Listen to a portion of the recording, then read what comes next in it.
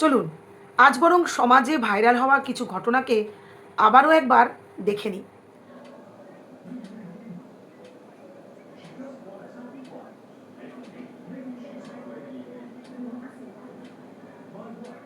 আমার জানা নেই এই ভিডিওতে ঠিক কতজন সাপোর্ট করেছেন দেখার পর, তবে এটুকু বলতে পারি আমার ধারণা অনুযায়ী এই ধরনের ভিডিওগুলো পোস্ট করাই হয়ে থাকে কেবলমাত্র ভিউয়ের কথা মাথায় রেখে। ছোট থেকে বড় হয়েছি, এটাই জেনে বড় হয়েছি সনাতনী ধর্মে বৈষ্ণব মূর্তিকে নিরামিষ ভোগ দিয়েই সেবা দেওয়া হয়। তবে যিনি শুধুমাত্র মানুষের কাছে নিজের প্রচার করবেন বলে এই ব্যতিক্রমী ঘটনাটা ঘটালেন এটা ভেবে যে মানুষ হয়তো এর সাপোর্টেই থাকবে, তার উদ্দেশ্যে বলি, আপনাকে আমি মাসিমা বলেই সম্বোধন করব, কারণ আপনি আমার থেকে বয়সে অনেকটাই বড় বলে আমার অন্তত মনে হয়। আপনি যে কাজটা করলেন তাতে করে সনাতনী ধর্মে বিরাট বড় একটা আঘাত আপনি আনলেন। কন্টেন্ট বানাতে গিয়ে যে নিজ কাজটা আপনি করলেন তাতে করে আপনি ঠিক কী প্রমাণ করতে চাইলেন?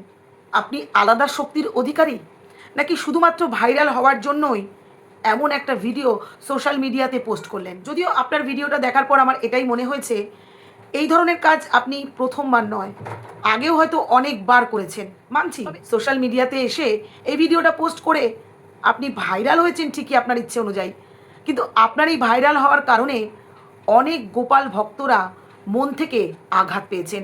সেটা কি আপনি একবারও ভেবে দেখেছেন? যদিও অস্বীকার করার কোনো জায়গা নেই, যেমন আপনার এই ভিডিও পোস্ট হওয়ার সঙ্গে সঙ্গে ভিডিওটা ভাইরাল হয়েছে দুটো কারণে। কেউ কেউ এই ভিডিওটার তীব্র প্রতিবাদ করেছে, কেউ কেউ আবার এই ভিডিওটাকে সাপোর্ট করেছে। কেউ বলছেন সন্তানের মতো যদি দেখা যায় তাহলে সন্তানকে সব কিছুই খাওয়ানো যায়। ঠিক তাদের উদ্দেশ্যে একটা কথা বলি, সন্তানকে বিয়েবাড়ির এঁটো পাতে বসিয়ে নিজের মুখের এঁটো খাবার মা কি সত্যি খাওয়ান? কারণ মা জানেন নিজের শরীরে কোনো রোগ ব্যাধি থাকলে সেটা আমার সন্তানেরও হতে পারে। যদি এই দিক থেকে বিচার করা হয় তাহলেও কিন্তু মেনে নেওয়া সম্ভব নয় যে মা বলে সে তার মুখের এঁটো কিংবা কোনো এঁটো পাত্রে সন্তানকে খাবার খাওয়াতে পারে। আশা করি এই ঘটনাকে যারা সাপোর্ট করছো তারা নিশ্চয়ই এই প্রশ্নের জবাবটা আমি ভুল দিয়ে থাকলে আমাকে সঠিকটা বলে শুধরে দেবে। এই ঘটনায় তোলপাড় হয়েছে সোশ্যাল মিডিয়া, প্রত্যেকটা মানুষ প্রতিবাদ জানিয়েছে তীব্রভাবে। আমিও ভিডিওর মাধ্যমে ফেসবুকে প্রতিবাদ জানিয়েছি, কারণ সবার আগে আমি একজন নারী।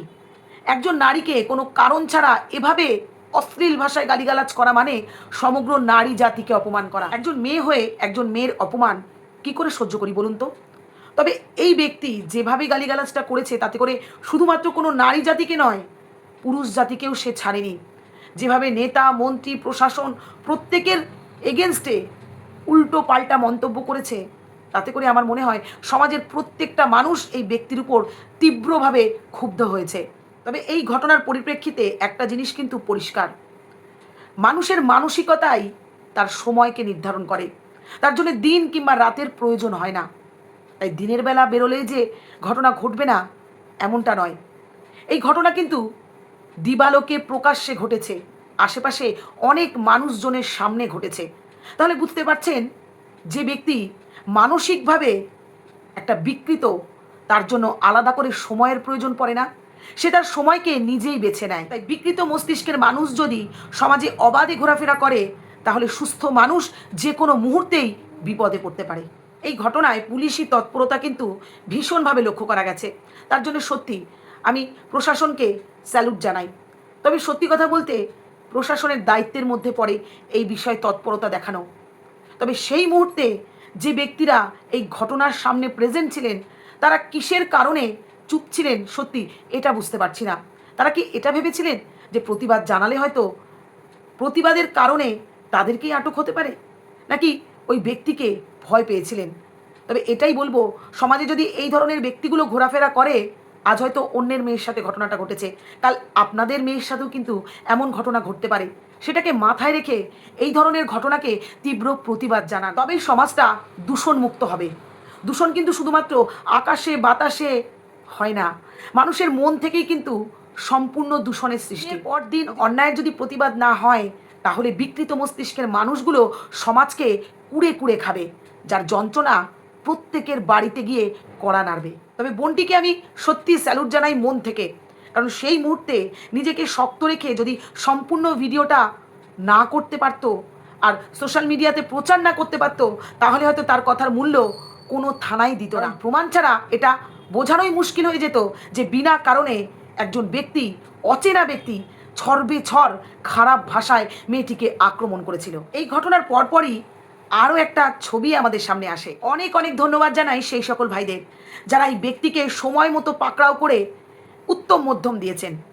কারণ বাপেরও বাপ থাকে, এটা তার বোঝা খুব জরুরি ছিল। তবে প্রশ্ন কিন্তু এখনও থেকে যাচ্ছে, উত্তম মধ্যম খাওয়ার ফলে সে তো বলবেই আমি এটা ভুল করে ফেলেছি, আমি বুঝতে পারিনি, আমি মদ্যপ অবস্থায় ছিলাম বলে করে ফেলেছি। কিন্তু প্রত্যেকেই জানে মদ্যপ অবস্থায় এতখানি বাড়াবাড়ি কারণ ছাড়া কি কখনো সম্ভব? কারণ তার মেন্টালিটিটাই এরকম। সে নিজেকে সামলাতে পারেনি, আর সামলাতে পারেনি বলেই যাচ্ছে তাইভাবে নিজের মনের ভাবটা সামনে প্রকাশ করে ফেলেছে। তাই এই ব্যক্তি শুধুমাত্র ভুল করে ফেলেছে এটা কিন্তু কোনোভাবেই মানা সম্ভব নয়।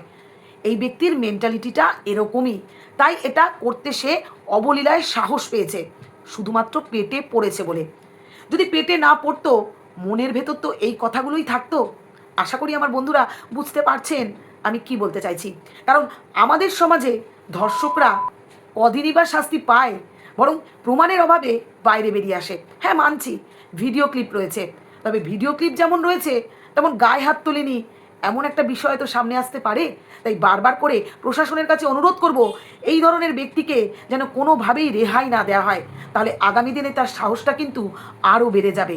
তখন আবারও বলবে যে আমি মদ্যপ অবস্থায় ছিলাম তাই এই করে ফেলেছি। তাই বারবার তিনি মদ খাবেন, তিনি ভুল করবেন আর তাকে ক্ষমা করে দেওয়া হবে, এটা তো মানা যায় না। হুগলির মানুষরা লাকি যে আমাকে পেয়েছে। এই ভিডিওটা দেখার পর একটা কথা বলতেই হচ্ছে, কথায় আছে না, যে যেটা ভালো পারে তাকে সেটাই মানায়। আপনার প্রফেশনটা আপনার জন্যই ঠিক ছিল। আপনি একজন অভিনেত্রী, অভিনয়ের জগতে আপনি যথেষ্ট পরিচিত, অনেক শ্রদ্ধার জায়গাও রয়েছে সেখানে। দিদি নাম্বার ওয়ানের মঞ্চে আপনাকে দেখা গেছে মেয়েদের লড়াই করবার জন্য উৎসাহ দিতে। বহু মেয়েরা আপনার কাছে এসেছে শুধুমাত্র উৎসাহ পেতে। হুগলির মানুষ আপনাকে পেয়ে লাকি, এই কথাটা আপনি ঠিক কী কারণে বললেন? মানে আপনি কি হুগলির মানুষকে অশিক্ষিত ভাবছেন, নাকি আপনার যোগ্য নয় বলে ভাবছেন? যদি এমন কিছু ভেবে থাকেন তাহলে আপনাকে বলি আপনি সম্পূর্ণ অন্ধকারে রয়েছেন। বরং আপনি একজন নেত্রী। সাধারণ মানুষ কিন্তু আপনাকে এনেছে তাদের জন্য আপনি কিছু করবেন বলে। আপনি সেখানে গিয়ে অভিনয় করবেন কিংবা অ্যাঙ্কারিং করবেন এমন কিছু কিন্তু ভেবে নয়। অবাক কাণ্ড, ভারতে কত আতঙ্কবাদী হামলা করেছে, কত জওয়ান শহীদ হয়েছে, অথচ দেখুন ভারতে এত মুসলিম থাকা সত্ত্বেও কারো চোখ দিয়ে এতটুকু জল পড়তে দেখা যায়নি। কিন্তু ইরানের লিডারের জন্য একত্রিত হয়ে সব নেমে পড়েছে রাস্তায়। আমাদের পরিচিত ইউটিউবার বিষাক্ত ছেলে ইরানের লিডার আলী খামেনিকে নিয়ে কিছু মন্তব্য করেছিলেন, সেই কারণে আমাদের রাজ্য পুলিশ তৎপরতার সঙ্গে তাকে আটক করে। ইউটিউবার বিষাক্ত ছেলে ইরানের লিডারকে নিয়ে যে মন্তব্য পোষণ করেছেন, সত্যি কি সেটা ভুল ছিল? তবে এটা বলতে আমি বাধ্য হচ্ছি, ইউটিউবার হিসেবে সমাজের সঠিক বার্তা পৌঁছাতে পথ নিদর্শক হিসেবে অবশ্যই নিজের ভাষার উপর নিয়ন্ত্রণ থাকাটা অত্যন্ত জরুরি। আমরা বাড়িতে কিংবা পথে ঘাটে কিংবা বন্ধুবান্ধব মহলে অনেক সময় অনেক রকমের কথা বলে থাকি, যেটা সোশ্যাল মিডিয়াতে প্রকাশ্যে আনা একেবারেই সঠিক নয়। কারণ আমরা সোশ্যাল মিডিয়াতে বসে যে কাজগুলো করি তাতে করে মানুষ আমাদের উপর ভরসা করে পথ চলেন। সেক্ষেত্রে যদি আমাদের নিজেদের ভাষা নিজেদের নিয়ন্ত্রণে না থাকে তাহলে সত্যি সেখানে একটা প্রশ্ন থেকে যায়। একজন ইউটিউবার হিসেবে ভুলকে ভুল আর ঠিককে ঠিক সম্মুখে বলাটা অবশ্যই জরুরি, কিন্তু সেক্ষেত্রে মার্জিত ভাষাটাও কিন্তু একইভাবে জরুরি। আমরা অনেক রকমভাবে একটা ঘটনাকে তীব্র প্রতিবাদ জানাতে পারি, তার মানে যে ভাষা খারাপ করে এটা কিন্তু নয়, কারণ আমাদের ভাষাও কিন্তু আমাদের শিক্ষাকে নির্দেশ করে। সেক্ষেত্রে এটা আমার একটা সত্যি আপত্তির জায়গা যে যখন কাউকে নিয়ে প্রতিবাদ জানানো হয় সেই প্রতিবাদের ভাষাটা যেন সঠিক হয়, যাতে মানুষের বুঝতেও সুবিধা হয় আর সেটা নিয়ে কোনো রকম পরবর্তীতে সমস্যার সৃষ্টি না হয়। একজন মানুষ খারাপ কিছু করলে তাকে খারাপভাবে চিহ্নিত করতে গেলেও আমরা কিন্তু যথেষ্ট সমীয় ভাষা প্রয়োগ করতে পারি, তাতে করে তার খারাপটা কখনোই ভালোতে পরিণত হয় না। কড়া কথাও বলতে পারি, কিন্তু কোনো রকম অশ্লীল ভাষা বা কোনো রকম বিকৃত ভাষা প্রয়োগ করে নয়। তাতে করে বিকৃত মানুষরা অনেক বেশি সাহস পেয়ে যায়। বর্তমানে সোশ্যাল মিডিয়াতে যেভাবে খারাপ খারাপ জিনিস দেখানো হচ্ছে, খারাপ খারাপ ভাষা প্রয়োগ করা হচ্ছে, সত্যি বলতে ছোট থেকে বড় প্রত্যেকের মধ্যে প্রতিক্রিয়া হচ্ছে। যে জায়গাটা নিয়ে সত্যি আমরা প্রতিনিয়ত তীব্র প্রতিবাদ জানাই। ভারতবর্ষ সভ্যতা সংস্কৃতির নিদর্শনের প্রথম স্থানে দাঁড়িয়ে আছে। এটা কিন্তু আমাদের ভুললে চলবে না। তাই তাদের উদ্দেশ্যে বলছি, যারা মনে করেন এই ধরনের বিকৃত ভাষা প্রয়োগ করে আপনি হয়তো ভিউ সাময়িক পেয়ে যাবেন, কিন্তু কোনো না কোনো দিন অনেক বড় সমস্যার সম্মুখীন হতে পারেন। তাই সেটাকে মাথায় রেখে ভিডিও পোস্ট করুন না। আজ কিন্তু আমি বিষাক্ত ছেলের বিরুদ্ধে গিয়ে কোনো কথা বলছি না, বরং তার ভুলগুলো তাকে বোঝানোর চেষ্টা করছি। অনেকেই হয়তো অনেক রকম মন্তব্য করবেন, তাতে আমার যায় আসে না। তবে আমি কথাগুলো কি বললাম, যারা বুদ্ধিমান তাদের জন্য ইশারাটাই যথেষ্ট। তবে আনন্দের বিষয় হলো, বিষাক্ত ছেলে কিন্তু বর্তমানে তার বাড়িতেই রয়েছে। তাই গুজবে কান দেবেন না। ভিডিও শেষে এসে একটা কথা বলি, হয়তো অনেকের এটা জ্ঞান বলে মনে হতে পারে, তাতে আমার যায় আসে না, কারণ আমি মনে করি এই কথাটা বলাটা অত্যন্ত জরুরি। জীবনে আর যাই করুন না কেন, নিজের অস্তিত্ব কখনোই কোনো কারণে নষ্ট হতে দেবেন না। সাময়িক ভাইরাল হওয়ার তাগিদে অনেকেই নিজের অস্তিত্বকে নষ্ট করার চেষ্টা করে চলেছেন প্রতিনিয়ত, কিন্তু তাতে করে সাময়িক ভাইরাল হয়তো আপনি হয়ে যাবেন, সেটা চিরস্থায়ী হবে না, বরং আপনি লোকের কাছে খারাপ নজরে চলে আসবেন। আশা করি আমি কি বলতে চেয়েছি আপনাদের বোঝাতে পেরেছি। আজ এই পর্যন্ত, আবার দেখা হবে নতুন ভিডিওর সাথে। ভালো থাকবেন সবাই, সুস্থ থাকবেন আর সাবধানে থাকবেন। নমস্কার।